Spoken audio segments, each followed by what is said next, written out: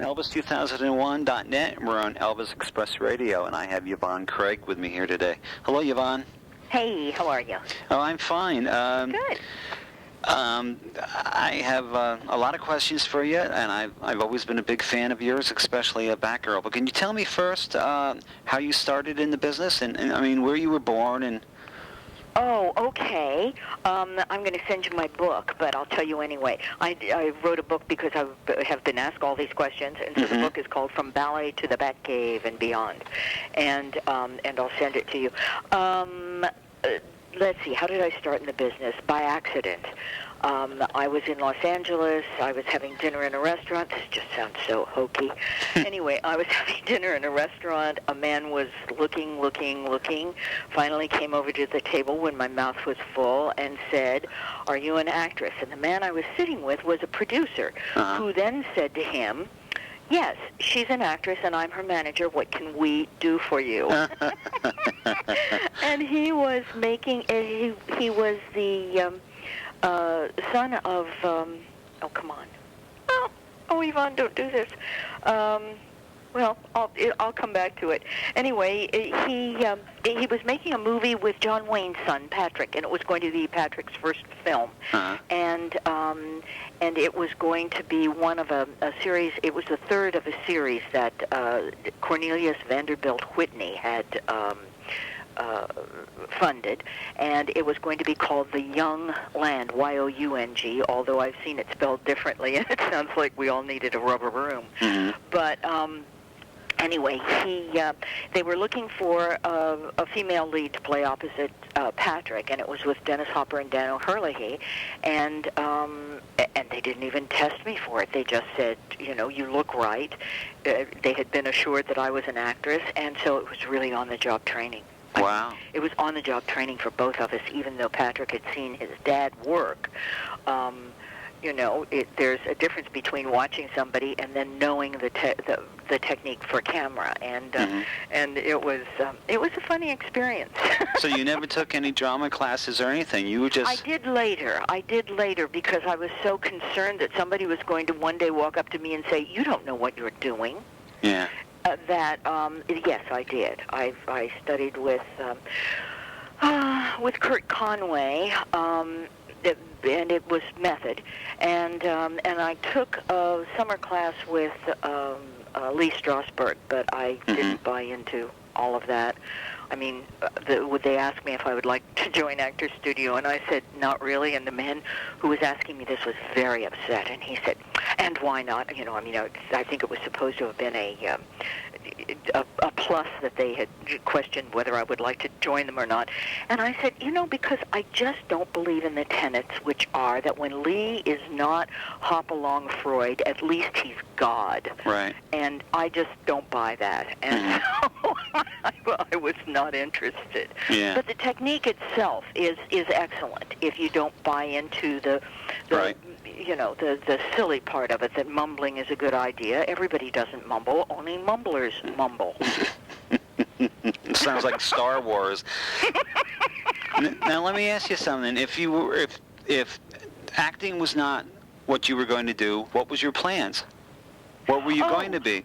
Well, you know, as the book says, From Ballet to the Batcave and Beyond, I was a ballet dancer. I was with the Ballet Russe de Monte Carlo back when ice covered the earth. Wow.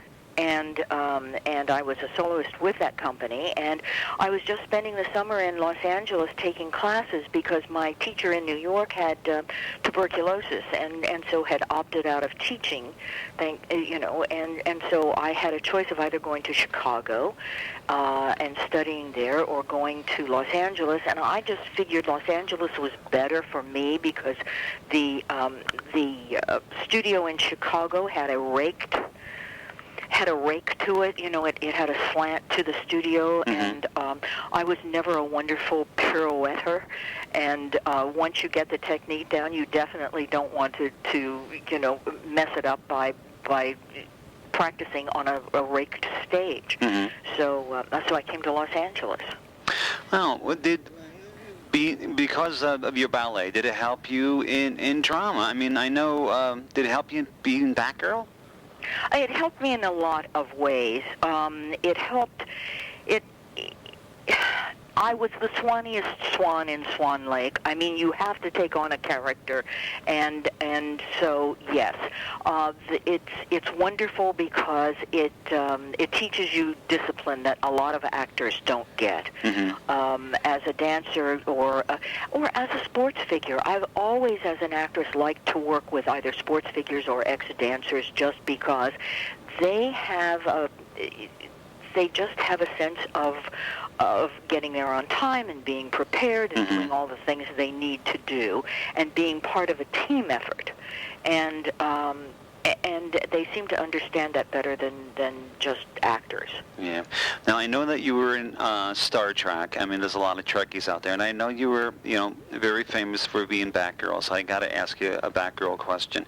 Okay. Did you do all your own stunts in that, or? I did. In the beginning, they didn't want me to, and so they hired a stunt girl, but she couldn't ride a motorcycle, and I did in those days, and so I got to do all the motorcycle stuff, and then I kept saying to them, I can understand why you don't want Adam and Bert to do their own stunts, because people are striking at them. People don't hit girls in the face. I mean, they better not. No. And so I said, all I'm doing is being wily and spinning out of their way, or doing, chorus girl kicks and all of that stuff, and it all comes easily for me, and I really will not be hurt. And so about that time, the stunt girl who was really excellent, her name was Audrey Sanders, and she watched me walk for days, because apparently I don't walk like everybody else. I don't know. But she said, I've just been watching and watching, and there's something that you do that comes from the knee, and you throw your foot out. And so she was just, she was an excellent stunt woman.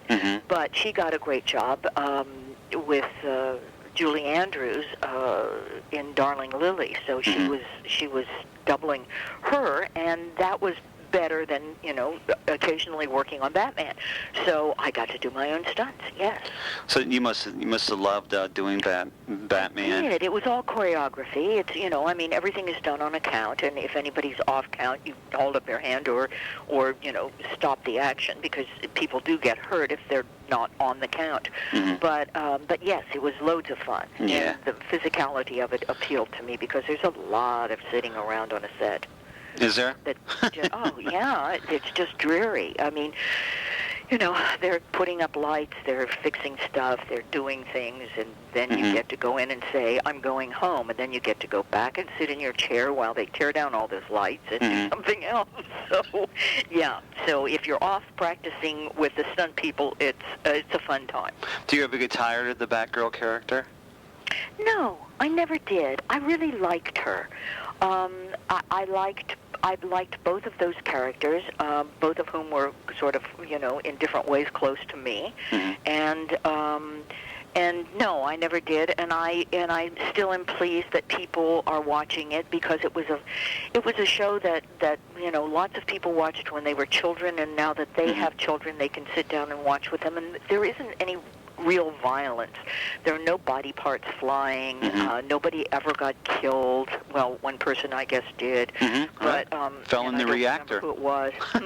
The person who fell in the Batman reactor. Was that it? Yes. I see. See, now my kids now watch it. Oh. Yeah. Okay. See, and when they heard that I was going to be talking to you today, my girl just, oh my goodness. So, okay. When did you find out that you were going to be doing a role with Elvis? I didn't audition with him. I read, as one does. You go in and you read for them, or you go in and they just have a look at you and decide that, yes, you're the type. I had been acting for a while, so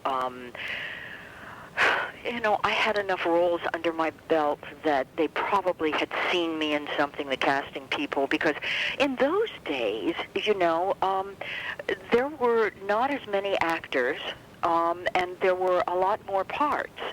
And so there was just a very small pool of actors and actresses from which to choose.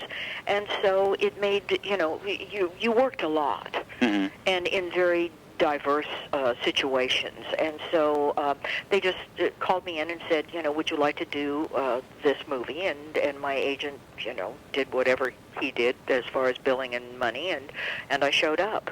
Sure. And you want to work. Yeah, and that was it. Happened at the World's Fair. It was a scene in which Elvis comes to visit me and sings. I think Relax.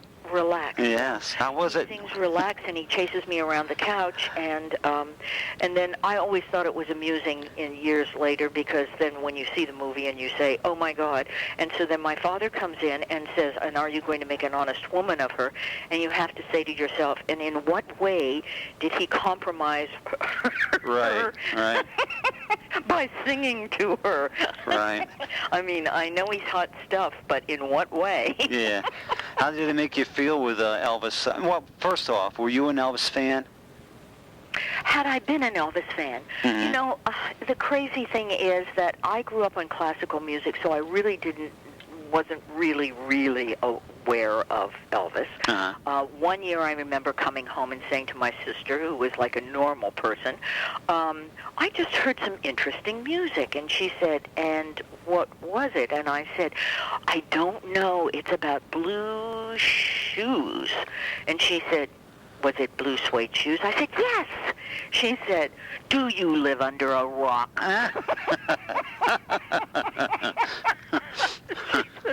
That's Elvis Presley. Everybody knows that. Oh, my goodness. So, actually, I wasn't aware. I had seen him in King Creole, and I thought he was a good actor. Mm-hmm. I mean, I really thought he had great potential as an actor. When I got to know him as a person, I realized that part of that potential came from just being an observer.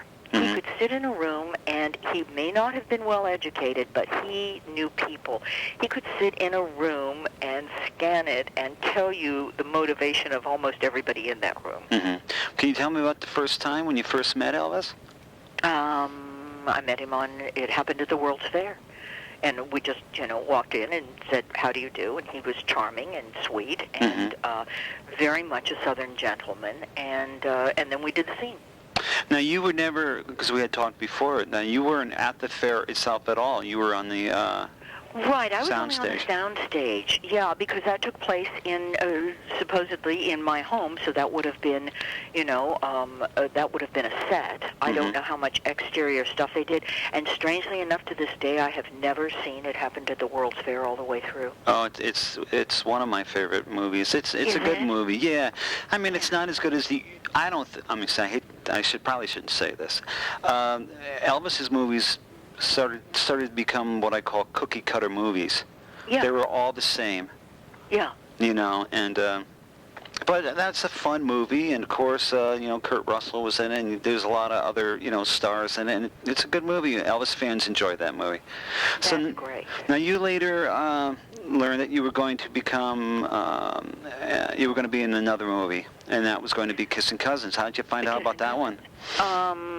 Well, I had worked with Elvis before, and it was just, I don't even remember the audition process. Everybody in town knew that I had been a dancer, and so there was a lot of dancing in that, and that may have impacted my getting the job, but I'm not really sure. Mm-hmm. And that was directed by. Incidentally.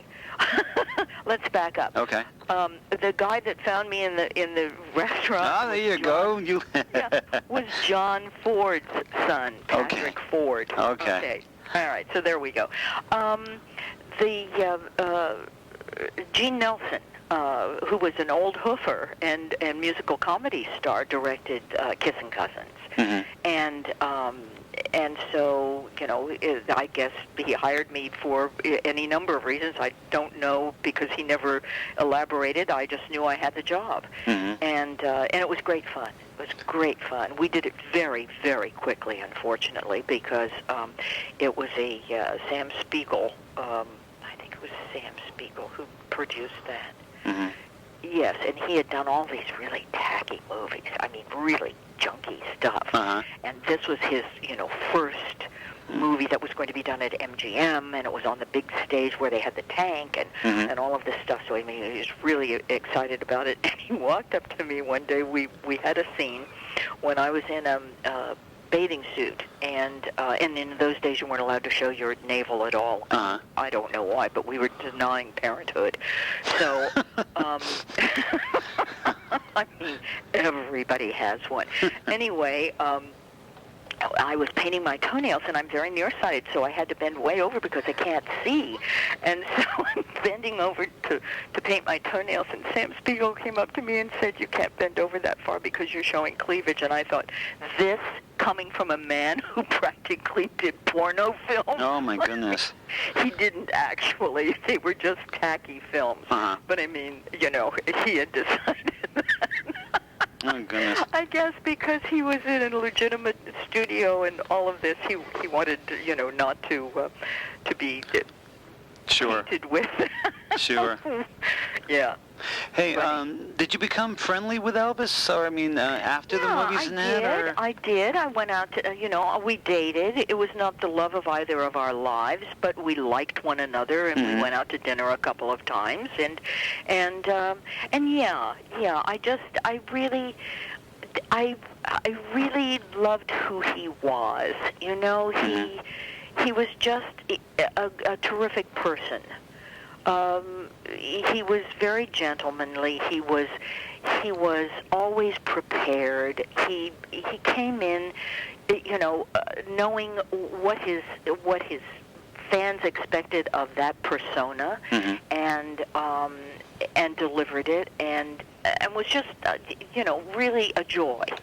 So now you did go out with him. Oh yeah. Oh, yeah. Elvis never asked anyone out, or I don't think he did. Joe Esposito got that job. So Elvis never had, That's true. Elvis never had to hear no. That's true.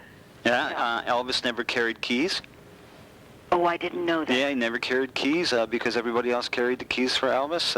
I'm friends with a lot of Elvis's entourage and that. And, yeah, there's a lot of things Elvis never had to do, so... Well, he came to pick me up. I said, yeah, fine. And so he came to pick me up, and Joe Esposito knocked on the door, or somebody knocked on the, I guess it wasn't Joe. Joe didn't do that. It was the driver that knocked on the door. And when I went out to the car, there was this dreadful-looking Cadillac that was pearlized. I mean, it was so... tacky? So over the top and tacky. And when I climbed in, and you sank about 6 inches in carpet. It was plush carpet back there in the back seat. And he had this sheepish grin on his face, and he said, "I thought you'd get a kick out of this." Oh gosh! So he knew it was over the top. I wonder which one it was. It wasn't the one with the records in the ceiling and that, was it? I'm trying to figure out which car it was. No, it was just a Cadillac, and he had a bar in the back, you know, that was filled with Pepsi because he didn't drink, and neither did I, and I can't remember. Was it a white colored caddy with the wings in the back? I can't remember the wings. Oh, I just remember so much pearlization on this car that it looked like it was glowing. Wow. Yeah. And now the bad thing is, when I went to get, I bought a new car, an SUV, a little RAV4, and when I bought it, they said, "Well, would you accept another color?" This is just recently, and I said yes. And he said, "Okay, would you accept white?" And I said, "Yeah, white is all right as long as it's just plain white." And he said yes. So they delivered the car to me, and what color is it? It is pearlized white. And I said to him, "I can't buy this car." And he said, "Why not?" I said, "Because it looks like an Elvis Presley mobile. I can't buy it." Oh, my goodness. Well, it was the only one they had, and I really needed a car, and I needed it soon because my other car was giving up. And so the first time I went out to lunch, I met a girlfriend, and she said, "Oh, you have Elvis Presley pearls." Oh, my goodness. Is that what they... Oh, my goodness. Isn't that horrible? Wow. It's just, it's a pearlized white. It's called Blizzard or something, but oh my gosh. So I've now come full circle. I'm driving one of those. So where did Elvis take you out to? He never took anybody out. Where'd you go? He always went back to his house for dinner. Is that what it was? Yeah, he didn't go out. Mm-hmm. I thought that was a sad commentary on his life. I think it was. He didn't go out. Yeah. He had told me one time that he had never been to Disneyland, and I couldn't figure that one out. And then he said, well, you know, he couldn't go because, I mean, he'd be swamped. And so, you know, I got to thinking about it. First of all, I felt sorry for him, and then I got to thinking about it and said to myself, in Kissin Cousins, he is wearing a wig because he played his own cousin, and he was wearing a blonde wig and didn't look anything like himself, and he could have gone anywhere in the world and would never have been Elvis. Right. And so I thought, that's a choice he made, and it's stunting his growth, I think, because if you don't go anywhere and you can't do anything, you're missing out on a lot. Yeah, I think But he did. that was a choice. Yeah, so then I think he felt did. less sorry for him and thought, you know, he needs to take control of his life. Mm-hmm. Did you get any gifts from him? No. No. Did you ever have any run-ins with the Colonel? Never. Never met him. I never even met. Well, that's not true. We met the Colonel on the first day of the shoot, whereupon he passed out pictures of Elvis, posters of Elvis, to all of the cast members, which is, you know, had to have been embarrassing for Elvis, but maybe not. You know, I mean, we're your co-workers, and now we're getting 8x10 glossies that were not asked for. Goodness. And an album. Do you still have them? Somewhere I have the album. Uh-huh. And you didn't ask him to sign it? Yeah. Say again? You didn't ask him to sign it? You know, I'm wondering if it wasn't already signed. Oh, my I think goodness. it was already signed, but I'm not really sure. And no, I would never ask a coworker to sign anything. Yeah, you know, the Colonel always did that, though. He would wear white jackets with the name of the movie on it. He was constantly selling like Elvis. a walking billboard. He was. He was Yeah. constantly selling Elvis. That was his job, and I don't think he ever stopped doing that. He was constantly selling Elvis. Now, let me see. Other people, did you become friendly with other actors in Kissin Cousins? Well, in Kissin Cousins, I worked with Cynthia Pepper, and we had worked before. We together. We had worked on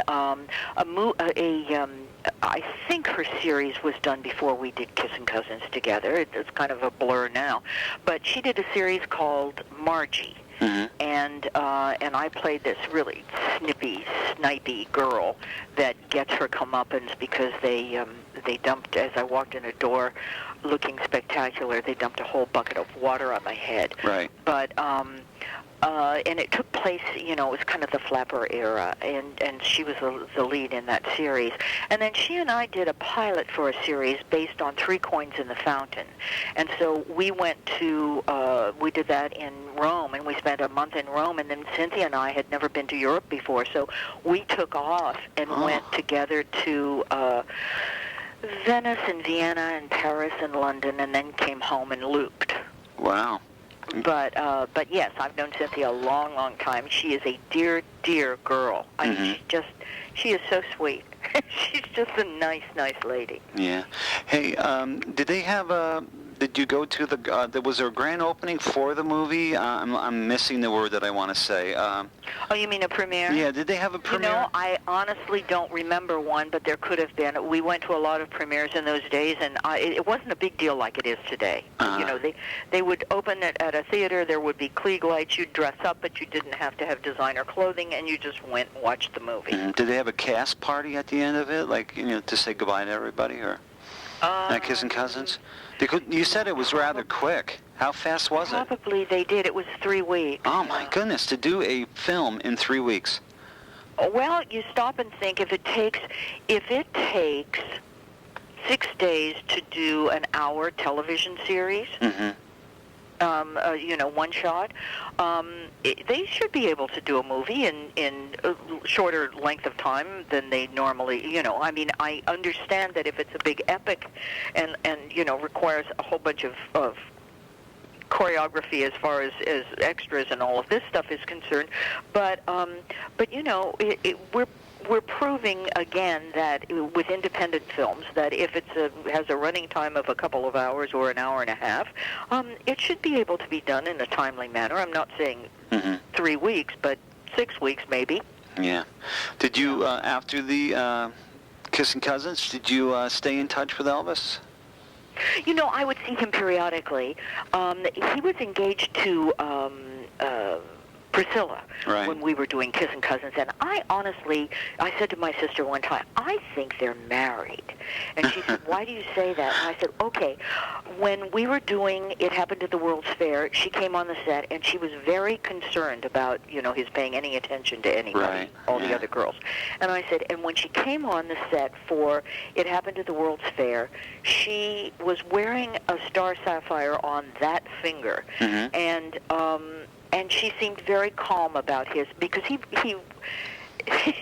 it wasn't that he was a flirt. It was that he was Elvis. That he was Elvis, and people wanted to have some sort of contact with him. So he spread himself thin around the set every day, just being cordial to everybody. And so, but I said, she seems to know what her place is, and she seems to be very secure in it, and so I think they're married. And then one day I said to one of the henchmen, well, what does Elvis's wife think about it? And he said, oh, well, she doesn't, he isn't married. Oh, my God, what an exclusive. Gotcha. What an exclusive that would be. Yeah, but, when you go back and look at the, documentation of when they got married and so on and so forth, it didn't happen then, so I'm wrong. Yeah, but it sure felt like I was right. I think she watched Elvis very close. Did you ever get to talk to Priscilla? I only talked to her briefly, and I tell you, she said something that was so telling. I was really impressed with her maturity and her poise, and didn't realize how young she was. Yeah. But she had said to me, I was really jealous when you did It Happened at the World's Fair with Elvis. And I said, oh, really? And I just thought, that takes a lot of guts to say that. And yet, she seemed very, and that's when I thought, okay, I think she's married to him, and now she doesn't have to worry, or she doesn't think she has to worry as much. But I thought, that's very mature of her, to just head on say something like that. She was very sweet and beautiful. She had the most gorgeous eyes. Yeah, she's very pretty. Yeah. Even now, she's very, very attractive. Yeah. Did you go see Elvis in concert or afterward? I never did. No. Wow. And we would see one another around town, and he'd always honk and wave, and because he gave everybody nicknames, I think, and he called me Bug. Called you Bug. Bug. Bug. Hey, Bug. But it was because I wore, big sunglasses, and I probably looked like a bug. Goodness gracious. Now, what did you do after that? You did a lot of movies and that after that, or what did you do after Kissin Cousins? Oh, yeah, I did a lot of movies, and then I did, then I did Batman, I did Star Trek, I did a bunch of a bunch of work. I have a website, and it's all up on my website, I think. Yeah, let's let everybody know what your website is. Yeah, it's www.YvonneCraig.com. Okay. And Yvonne is Y-V-O-N-N-E. But, I think the filmography is up there as well, but if it's not there, it's definitely in the back of the book. I mean, half of the book is taken up with filmography and then going into, plots of each of the Batman segments, because I did 26 of those, and so, it sort of says who the guest stars were and blah, blah. Well, was Batgirl not supposed to be there that long? I mean, was it supposed to be a character that was there and gone, or? No. She was added. They added the Batgirl character in order to attract prepubescent females, and over 40s males. And I understood always the over 40s males because that was a spray-on costume. But I didn't know and didn't realize until years later that yes, we did get young women looking at it, because I have had people come up to me and say, well, when I was a young girl, there was nobody who was really as tough as the guys. And you were the first character that kick butt with the best of them. Exactly. And blah blah. Yeah. And so, it was nice to know that yes, it did reach that audience. I had always thought that, they would either resent me because they were in love with Adam, or they would resent me because they, had a crush on Bert. Right. Right. But it apparently didn't happen. They were just looking for a role model, so that was good. So you only seen Elvis after those movies, just kind of passing by and never... Yeah. Yeah.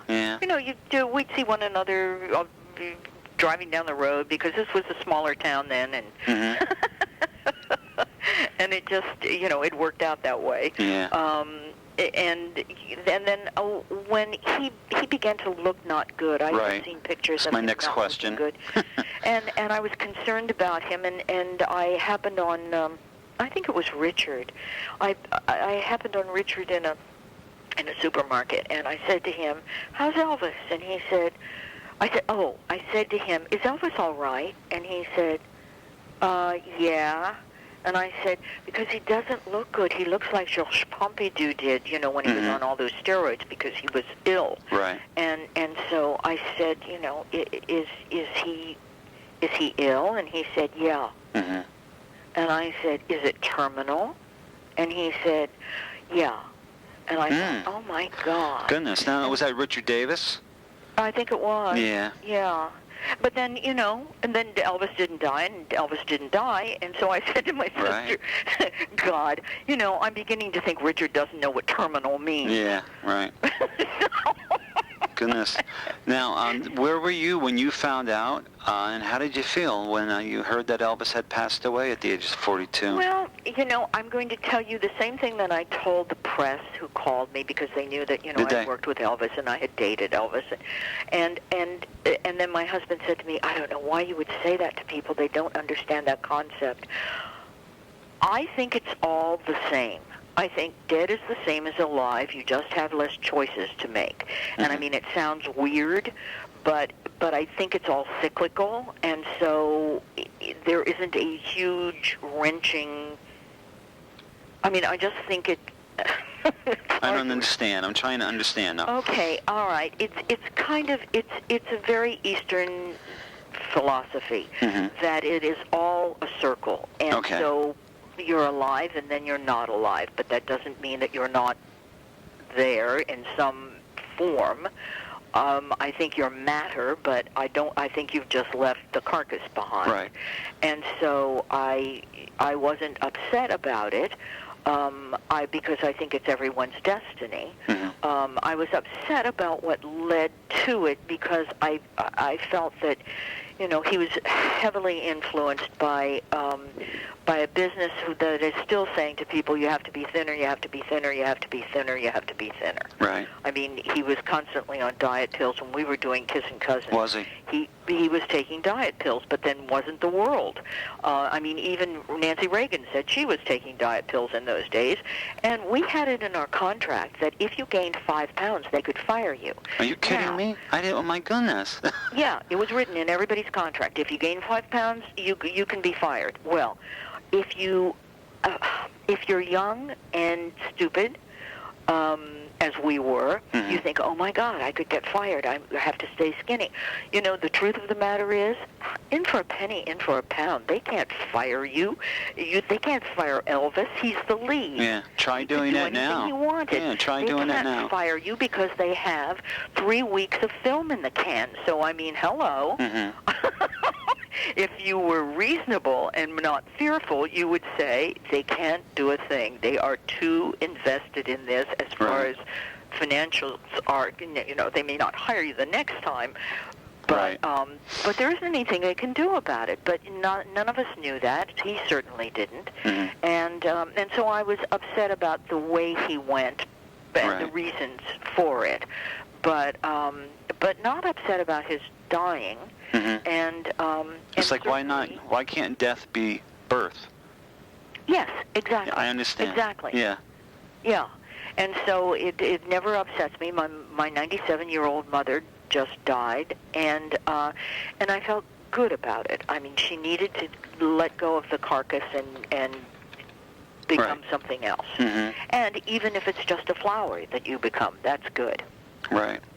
Did you ever did Elvis ever talk about? Do you think he ever didn't want to be Elvis anymore? Did he like being Elvis? Oh, I think he loved being Elvis. Yeah. I think he liked it enough that he didn't want to be anybody else. I mean, I think he liked it enough that he wasn't willing to put on a disguise and go to Disneyland. Right. You know. I think I think that fed him in some manner, and you know, otherwise you'd let it go. Right. You know, people ask, you know, well, if you could, you don't want to be Elvis. I would say no, because I don't think Elvis was. I think he was sad. I think the last part of his years of his life, he was sad and.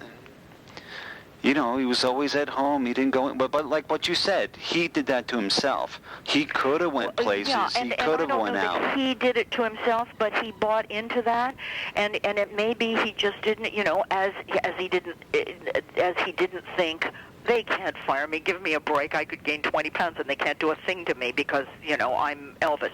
I don't think he ever said to himself, you know, I can go out. I don't have to, you know, I don't have to stay in. They said, oh, you don't want to be mobbed. You don't want to be mobbed. Right. And so, you know, he used to go play football on the weekends with the henchmen, and nobody mobbed him. They used to just go out and watch. Right. Yeah. Right. So I think, you know, you build your own cage. Yeah, yeah. So what is Yvonne Craig doing now? I'm doing a lot of travel. Yeah. My husband is a founder of a stem cell company that is doing embryonic stem cell research, but the interesting thing about it is they are not using fertile eggs. So we should not have ethical issues at all because these will never be children ever. Right. They're the ones that you know, when they do in vitro they throw away. And so we've been doing some travel based on that, and my husband and I often do adventure travel. We've been to Africa. Wow. I don't know, about 9 times, and we like, you know, whitewater rafting in Ecuador and stuff like that. And as long as it involves animals, we're there. Yeah. Do you go and do a lot of the like the Batman thing? I mean, the conventions. The conventions? I did conventions for about 10 years and stopped doing them in 2000, I think, simply because I felt that, you know, everybody who had wanted to see me had seen me, and I think you need to know when to get off. And if they hadn't seen me, it's their fault because I was at a lot of conventions. Have you ever gone to Graceland? Have you gone to Memphis and gone to never Graceland? have. No, I never have, and I understand now they're refurbishing it, so it won't actually Yeah, it won't be look the way same. Yeah. I don't know whether that's a good thing or a bad thing. Yeah. Well, I wanna thank you for being on Elvis Express Radio. Please don't hang up though. Thank you very much for being on Elvis Express Radio, and we'll talk again. All right. Bye-bye. Oh, I lost. Hello. Hey. I lost you. How'd I do that? I don't want to hear her going on and on about Elvis. Well, did Elvis and her, Stella Stevens, did they date or something? Why would she not like him? I have no idea what happened. She never says. She just has bad things to say about him. Oh, that's ridiculous. And I just, you know, I mean, I find that so strange because I've never talked to anybody who didn't just think he was charming and darling. Right, and you know, the only reason I know who Stella Stevens even is because of an Elvis film. Yes. I don't know anything else that Stella Stevens even did. Yeah, I don't know either. I don't either. And beyond that, you know, then I know who she is because, you know, she had this hunky son who oh, really? was in a television series, and I can't remember what the series was. But yeah, so everybody then that had to have rankled because everybody's going, oh, aren't you, you know, what's his name's son and mother? And it was like, you know. Oh my God, my name is. It's like Bob Dylan's son. Actually, he has the same problem. You're Bob Dylan's son. Yeah. No, my name is. So, well, I don't want to keep you any longer. I heard your phone ring in the background. Thank you so much for doing this, and you're welcome. I appreciate it. You're welcome. feel better, and if that's possible. Yeah. And I look thank forward. you. I look forward to the autographs in the book. Okay. Thank you very much. Bye-bye. Bye-bye.